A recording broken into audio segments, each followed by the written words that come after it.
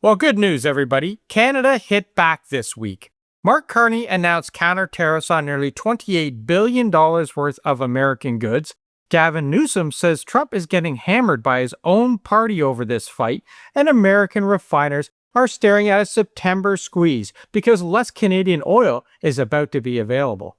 And while all of that was happening, Donald Trump got out his trusty little Sharpie and decided it was time to rename Lake Ontario Lake America. So let me get this straight. Apparently, somebody looked at the trade war he is losing with his own party, with his own refiners, with his own banks, and thought, hey, you know what fixes this? Another Sharpie moment. Yeah, that sounds like the right move. Meanwhile, Canada is putting actual economic pressure on the United States and preparing for what could be a very uncomfortable few weeks for some American industries. And I think this week really shows the difference between political theater and leverage. Trump can put whatever name he wants on a White House map. Canada is looking at where the pressure points actually are, how much pain it can absorb, and where it needs to become less dependent on the US over the next 5 or 10 years. Someone's actually serious about something, and the other one is just busy acting like a kindergarten child. Yeah, which is probably why the Lake Ontario thing landed so badly. Trump posted that the United States was giving serious consideration to calling it Lake America, and then put out a map with Lake Ontario crossed out. Ooh, I'm scared. Mélanie Joly's response was basically, well, we'll always call it Lake Ontario, period. And there wasn't really anything Washington can do about it anyway. The US government can call it whatever it likes on those American federal maps. Canada doesn't have to go along with it, and we won't. International map makers don't have to go along with it. And the millions of people who have always called it Lake Ontario their entire lives, well, I think they're going to survive this rebranding exercise. We've managed so far, right? And I bet you have too. I still call it the Gulf of Mexico, by the way. Me too. But the timing was almost perfect because while Trump was picking a fight with a lake, Gavin Newsom told CBC that Trump is getting crushed, getting hammered by his own party, and that he will have to crawl back to the table within days, maybe 2 or 3 weeks tops. Now you can roll your eyes all you want about the metaphors, but Gavin Newsom's job is running 40 million people and a wine and tech economy that is taking a direct hit from this fight. Canada used to be the #1 foreign market for California wine. That shelf space, gone, out the window. That's $343 million that just evaporated. And Newsom isn't blaming Prime Minister Carney either. He's blaming Trump. Newsom's message to Carney, I found that interesting as well. He praised him for showing strength and clarity and said Trump respects strength. He compared Trump to a T-Rex that devours people who show weakness, which is certainly one way of describing American trade policy in 2026. It's also why Prime Minister Carney walking away from the trade deal last weekend was such an important moment. Washington changed the terms at the last minute, and Mark Carney called them unfair and uneconomic. And you know what? Canada walked. Then this week, Ottawa followed that up by announcing its own counter-tariffs. Those take effect on December 8th and cover about $27.6 billion in strategically targeted American goods. Canada is matching the latest American tariffs dollar for dollar and rate for rate across a whole range of products coming into this country. And the purpose of that is to make sure the Trump regime understands that imposing tariffs on Canada creates a political and economic cost inside the US as well. Ottawa is basically saying, look, if you make Canadian businesses hurt, there will be American businesses calling their senators and governors asking why their sales to Canada just plummeted. And suddenly, this stops being a TV argument between Trump and Carney, and it starts showing up in order books, warehouses, quarterly earnings, and Americans' grocery bills. Which brings us back to Gavin Newsom.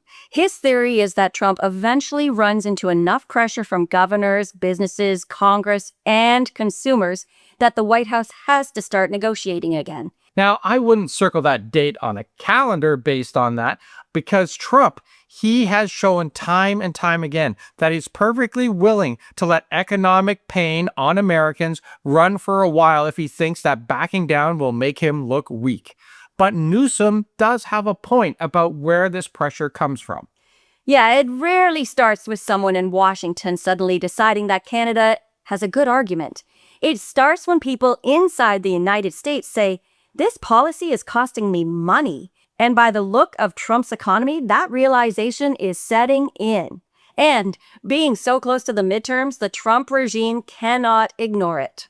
Now, September could bring another one of those moments, right? Because Canadian oil sands producers are heading into scheduled maintenance.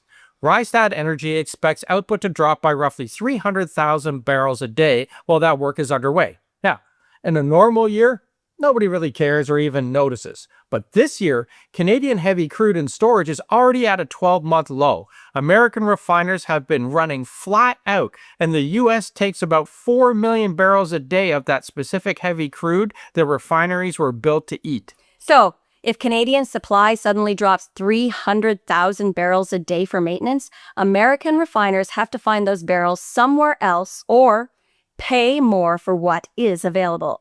Suddenly, Venezuela cannot simply fill the gap either. Its total exports are nowhere near the amount that Canada sends south. And the diesel market has already been extremely tight as well. The spread between what refiners pay for crude and what they can sell diesel for recently went above $100 a barrel.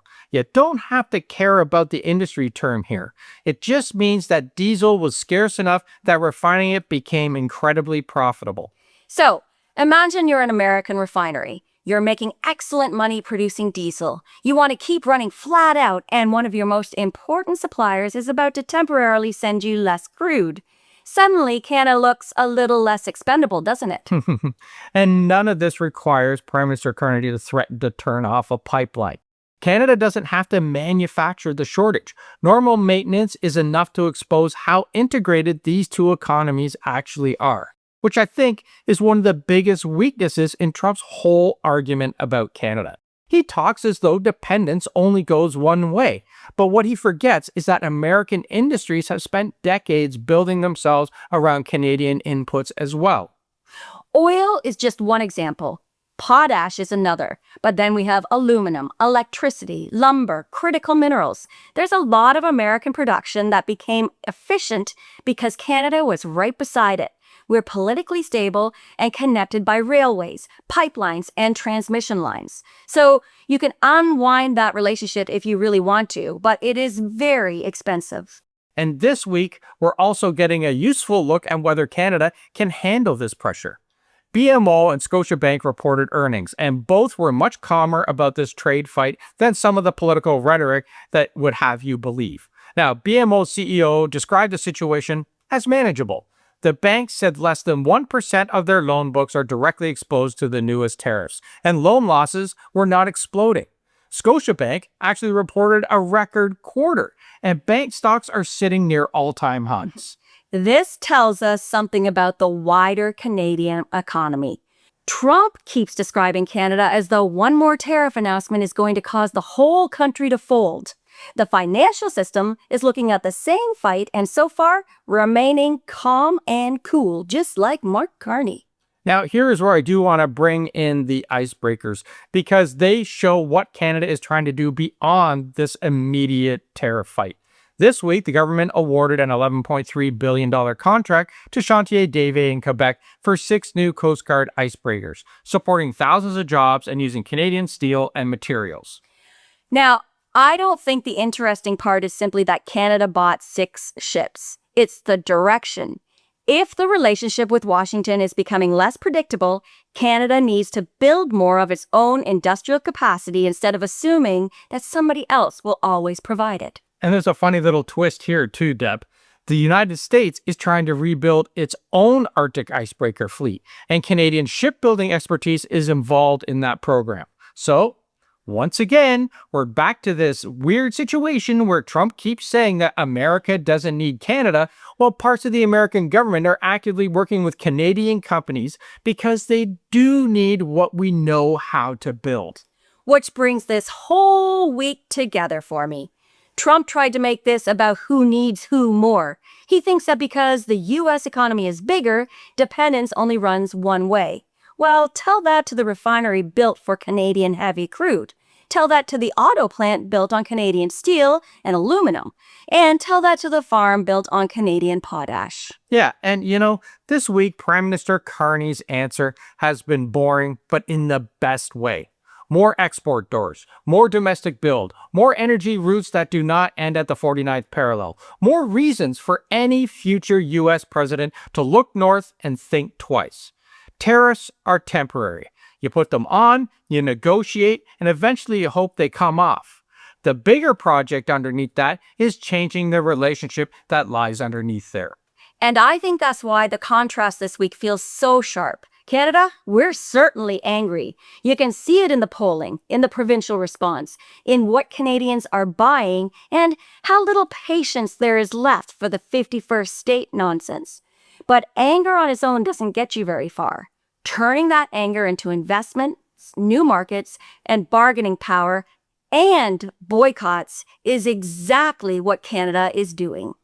Meanwhile, the President of the United States is trying to rename Lake Ontario, which, it's still Lake Ontario. I checked.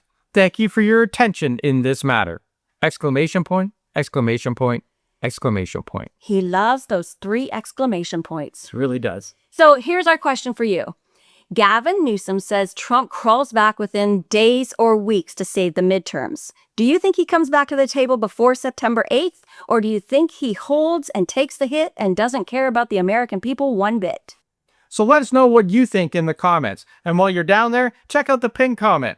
We've got links to our merch store, new merch is right there, the private Facebook group, and our Substack. And make sure to give this a hype and a like. It really helps us out, the more people that see this. So make sure to share it with someone who needs to hear this as well. Thanks for watching, everybody, and we'll see you tomorrow. Ciao for now.